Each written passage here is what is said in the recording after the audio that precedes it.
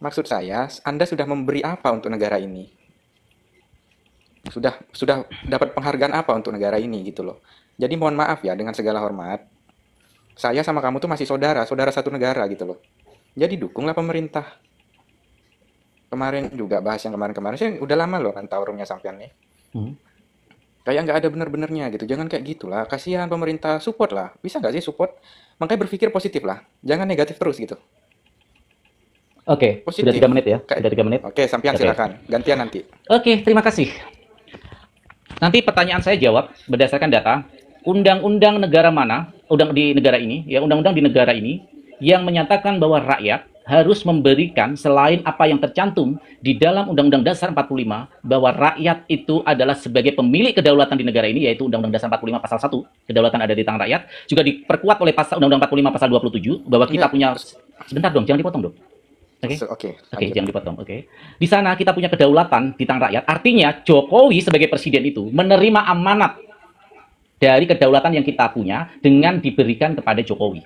Kita berbicara tentang epistemologi dulu. Ya, Anda harus tahu ya apa itu epistemologi ya. Saya bawa ke epistemologi dulu. Yang kedua, di dalam Undang-Undang Dasar 45 pasal 28 jelas diterangkan di sana, setiap warga negara. Kenapa? Di dalam undang-undang itu selalu kalimatnya adalah setiap warga negara. Artinya individu mempunyai kekuatan, mempunyai hak kedaulatan, dan mempunyai sepenuhnya hak asasi, baik hak asasi maupun hak warga negara, kedaulatan di tangan rakyat, ke hukum itu setara, ditambah pasal 28 Undang-Undang Dasar 45 huruf F, di sana dikatakan setiap warga negara bebas untuk menyampaikan pendapat di depan publik, baik lisan maupun tulisan.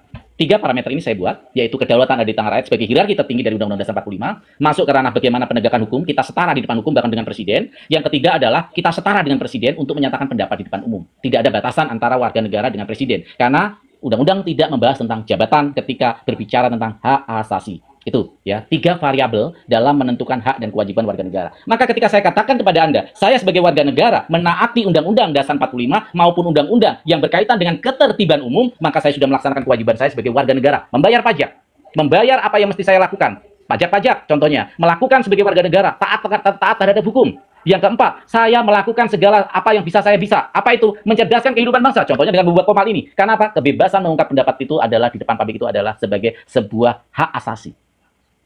Berbicara itu bukan hak warga negara, Bu, tetapi hak asasi. Maka sekarang saya nggak perlu panjang-panjang. Saya tanya, undang-undang mana di negara ini yang saya langgar ketika saya mengkritisi seorang presiden? Ya, itu yang pertama. Yang kedua, tolong jelaskan kepada saya definisi dari hak asasi dan hak warga negara menurut konstitusi negara kita, ya, menurut konstitusi negara kita. Dan yang ketiga, kalau kamu mau mengatakan bahwa saya salah melihat sisi buruknya saja presiden, Anda salah.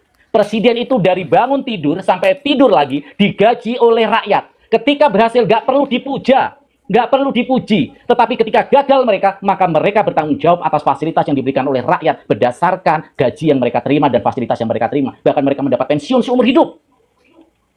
Makanya tunjukkan saya, 3 pertanyaan saya. 1, undang-undang negara ini mana yang saya langgar terhadap kritik terhadap kebijakan-kebijakan yang memang dilakukan tidak berdasarkan hukum keadilan.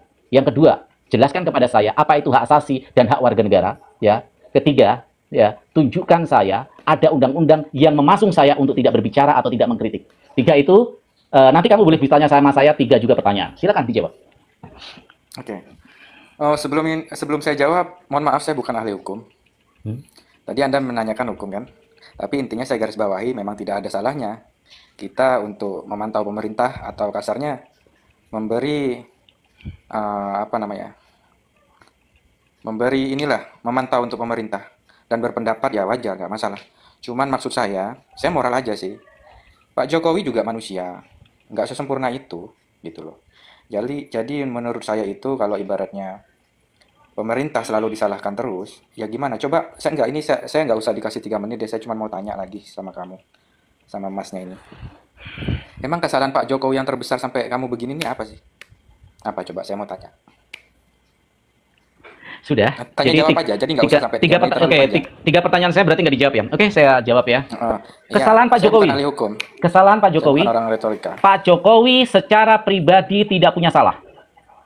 Hmm? Pak Jokowi secara pribadi, dia juga mempunyai hak atas Undang-Undang Dasar 45 pasal 1. Dia punya kedaulatan secara pribadi. Maka saya tidak pernah mengkritik Jokowi sebagai pribadi. Hmm.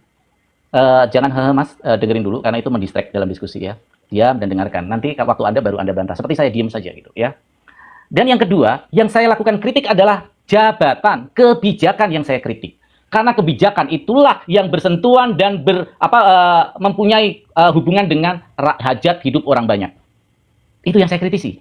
Sesuai dengan apa? Sesuai dengan landasan dasar fundamental demokrasi di negeri ini yang diambil oleh founding father kita dari teori trias politika yang dibuat oleh Montesquieu, bahwa ada 3 instrumen di negara ini: legislatif, eksekutif, dan yudikatif. Legislatif itu posisinya adalah oposisi. Legislatif itu adalah anggota DPR. Anggota DPR bertanggung jawab kepada rakyat. Artinya pemilik dari oposisi itu adalah rakyat itu sendiri yang memberikan wewenang kepada legislatif. Sehingga kita punya hak untuk bersuara dan mengkritisi. Jadi kalau kamu bertanya kepada saya tentang kesalahan Jokowi, Jokowi sebagai pribadi tidak punya salah terhadap saya. Bahkan saya hormat dan respect terhadap Jokowi sebagai pribadi.